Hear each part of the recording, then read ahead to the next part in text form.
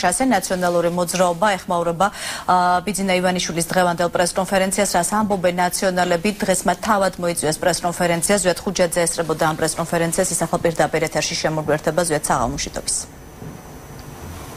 საღამოშიტობის დღეს ნაციონალურმა მოძრაობამ პრემიერ-მინისტრის პრესკონფერენციას გამოეხმაურა და მან მათ საკითხებზე გაამახვილეს ყურადღება, რაზეც პრესკონფერენციაზე იყო საუბარი.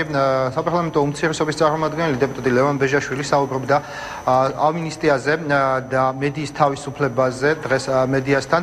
მან განაცხადა, რომ ნაციონალური მოძრაობა მიესალმება ამნისტიას, თუმცა მის შეფასებით საყოველთაო ამნისტიამ შეიძლება ქვეყანაში პრობლემები შექმნას და ამაზე პასუხისმგებლობა უმრავლესობამ უნდა აიღოს. მან ასევე ისაუბრა მედიის თავისუფლებაზე და განაცხადა, რომ მათი პოლიტიკური გუნდი ხელს უწყობდა ქვეყანაში დამოუკიდებელი მედიის შექმნას, ხოლო ახალი მთავრობის პირობებში აღნიშნული საკითხი კვლავ შეცვლილია და მისი შეფასებით ახალი ხელისუფლება და მისი თავმჯდომარე ხელმძღვანელი ცდილობს მოახდინოს მედიის უზურპაცია. ჩვენ ახლა შეგვიძლია პირდაპირ ეთერში მოვისმინოთ ლევან ბეჟაშვილის კომენტარი.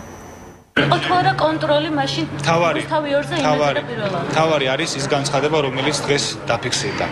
იმ ფონზე, როცა საზოგადოებრივ მაუწყებელს შედის აკონტროლებელი და იწყებს გაუგებარ თემებზე კონტროლს. იმ ფონზე, როცა რუსთავიორის გენერალური დირექტორის წინააღმდეგ ხორციელდება შეთქმული ბრალდებების სამართლის საქმის წარმოება.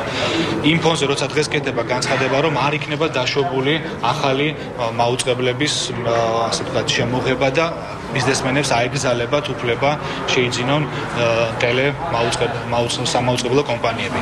ეს თავისთავად არა მარტო ჩვენს მიერ, არამედ საზოგადოების მნიშვნელოვანი ნაწილის მიერ და დარწმუნებულია საერთაშორისო თანამეგობრობის მიერაც იქნება აღქმული იმ განცხადებად, რომ წესდება ახალი ასე ვთქვათ კონტროლი მედიას სივრცეს. ამნისტიასთან დაკავშირებით ჩვენი პოზიცია იმთავითვე ნათელი არის. როგორც ჰუმანურ სამართლებრივ აქტს ჩვენ მის ბევრ ნაწილს ბუნებრივია მხარს უჭერს და გვინდა რომ მზარდებულთა უმეტესობამ ვისაც ნაკლებად მძიმე დანაშაულში აქვს ბრალი დადებული, განთავისუფლდნენ წინ და დატოვონ საპატიმრო დაწესებულება. მაგრამ კიდევ ერთხელ ვიმეორებ, ამნისტია თავისი მასშტაბური ხასიათიდან გამომდინარე შეიძლება საფრთხე შეუქმნას საზოგადოებრივ სტაბილურობას, საზოგადოებრივ უსაფრთხოებას და ამაზე პოლიტიკური პასუხისმგებლობა უნდა აიღონ სამართალდამცავმა ორგანოებამ, საპარლამენტო უმრავლესობამ და გაითვალისწინონ ის შედეგები, თუ რა შედეგები შეიძლება მოყვეს.